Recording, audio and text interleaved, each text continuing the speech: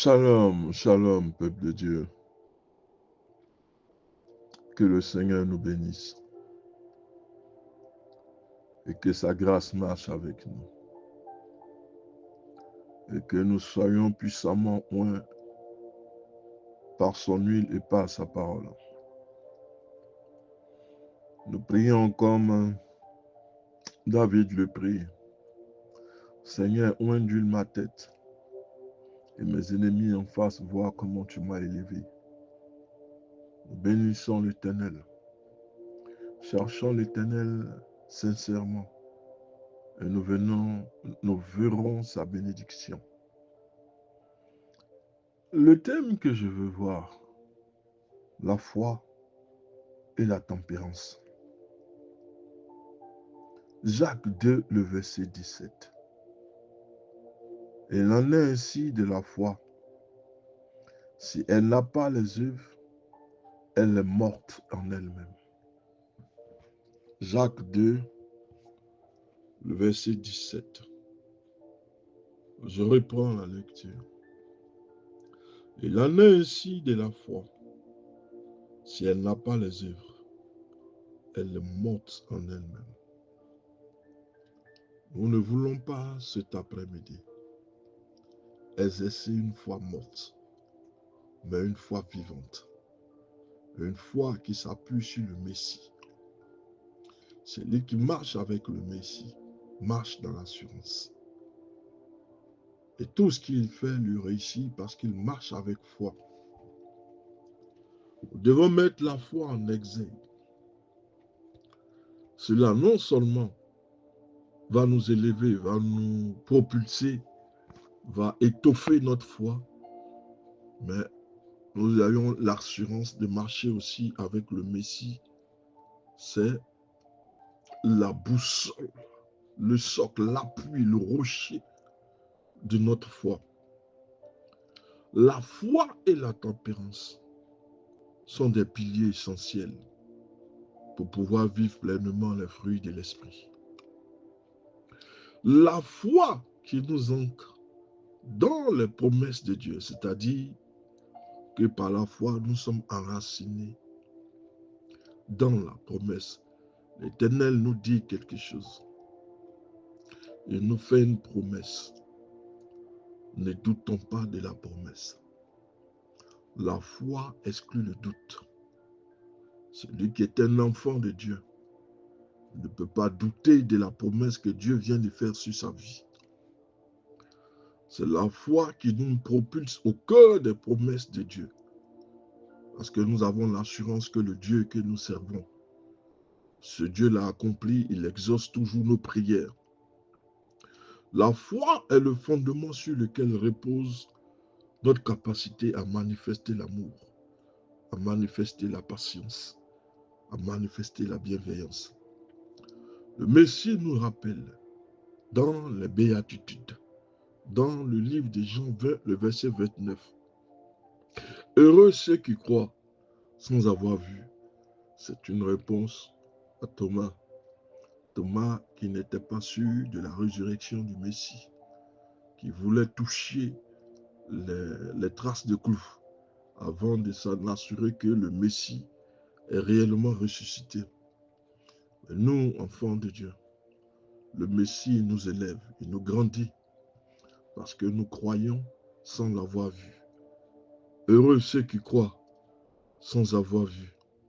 Cette invitation à la foi nous conduit à embrasser les vérités de Dieu, même lorsque les circonstances semblent contraires, parce que on n'a pas la foi quand Dieu nous exauce.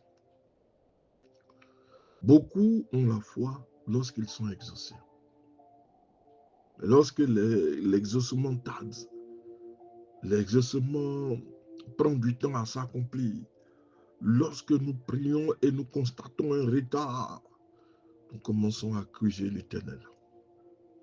Or, l'homme de foi ne contemple pas les temps et les circonstances et s'appuie directement sur ce que l'Éternel vient de dire, que cela prenne du temps ou pas. C'est pourquoi nous lisons souvent Habakkuk, mets-toi à ton poste, attends. Si la prophétie tarde, attends-la parce qu'elle arrive. ce qui est de Dieu s'accomplit toujours. Dans le livre d'Ésaïe 55, le verset 11, et il en est de sa parole comme de la pluie. Elle ne revient pas à lui sans avoir accompli ses effets. Lorsque l'Éternel dit une chose, lorsque l'Éternel te fait une promesse ou une prophétie a été dite sur ta vie, attends-toi, quel que soit le temps, c'est une prophétie qui arrivera à son thème.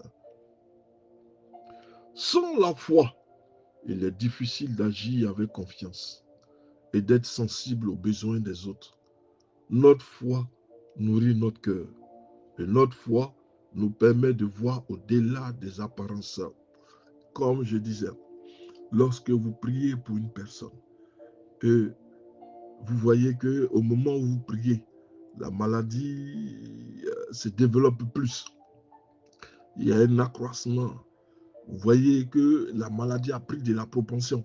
Mais celui qui est un homme de foi, il ne regarde pas la dégénérescence de la maladie. Mais celui qui est un homme de foi, quand il prie, il sait que le malade est déjà guéri. Parce que la parole de Dieu est puissante pour guérir n'importe quel type de maladie. C'est pourquoi il se lève, il prie. Il ne regarde pas que cette personne est en train de s'enliser, mais il sait que cette personne recevra la guérison dans le nom de Jésus. Notre foi nourrit notre cœur, nous permet de voir au-delà des apparences, nous incite à agir avec compassion, générosité. Quant à la tempérance nous appelle à une maîtrise de soi qui ne se contente pas de réagir de façon impulsive, mais qui choisit plutôt de vivre avec discernement. Il est malheureux de voir, de constater que certains chrétiens n'arrivent pas à se maîtriser. Ils ont la peau vive, les nerfs à fleur de peau.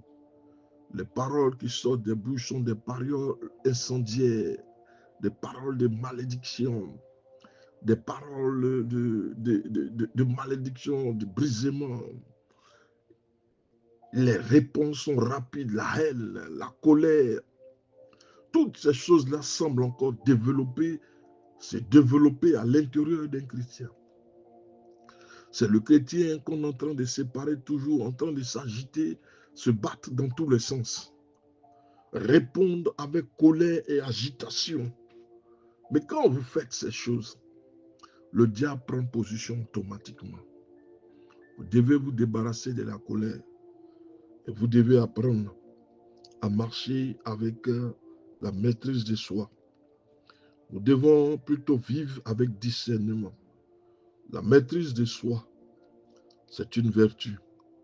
Cette vertu est d'une grande importance dans un monde où les réactions rapides, les jugements actifs sont courants.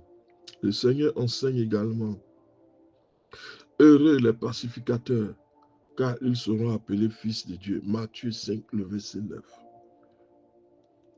Le Seigneur, à la place des bagarres, à la place des haines, à la place des paroles de malédiction, des réactions épidémiques, prône la paix. Soyons lents dans la colère. Nous sommes des chrétiens et notre témoignage compte pour le salut des autres. Le témoignage que nous aurons, cela peut appeler une personne à la repentance. En exerçant la tempérance, nous devenons un artisan de paix, capable de calmer les tempêtes intérieures et extérieures. C'est de l'intérieur que les choses prennent forme. C'est de l'intérieur que tu vas développer la haine, la colère, l'esprit guerrier, et ça va se manifester par les bagarres dans la rue. Et les gens seront étonnés de voir, n'est-il pas un chrétien? Mais comment se fait-il que on est toujours en train de le séparer, de le voir dans les boîtes de nuit, les maquis, le voir en train de sortir les enfants des autres, le voir en train de s'asseoir avec des gens du monde, rire, agoniser, buvant, célébrant à l'honneur de l'ennemi, buvant l'alcool, buvant ces choses, tombant dans des caniveaux. Ce n'est pas un exemple pour nous. C'est pourquoi le Seigneur nous appelle à développer la tempérance. Cela signifie que nous devons prendre le temps de réfléchir avant d'agir et de permettre à l'esprit de guider nos décisions. En intégrant la foi dans chaque aspect de notre vie et en exerçant la tempérance, nous créons un espace où les autres peuvent découvrir le Christ à travers nous. Mais si nous-mêmes, qui devons être les porte-flambeaux, c'est nous que le monde regarde, en train de se battre, en train de tirer des pistolets, de s'invectiver, en train de dire, moi j'ai plus de puissance que les autres. Mais ta puissance, qui te l'a donnée? Ou tu es allé la chercher ailleurs? Le Seigneur est celui qui donne la puissance à tout le monde. Un enfant de Dieu ne peut pas se dire qu'il a une puissance, une autorité par rapport aux autres. L'orgueil commence à rentrer. L'orgueil commence à rentrer. Faisons de ces deux vertus notre ancrage et nous serons équipés pour relever les défis de la vie, la foi et les défis. Si nous n'avons pas la foi, nous ne pouvons pas relever les défis. Parce que quand viendrait une situation d'amertume, on rejetterait la foi en Dieu. Nous devons développer la foi. La foi nous enracine, tandis que la tempérance nous conduit. Ensemble, la foi et la tempérance sont un équilibre indispensable qui va nous permettre de vivre d'une manière qui honore Dieu en témoignant son amour. Que le Seigneur vous bénisse. C'est le pasteur Samuel.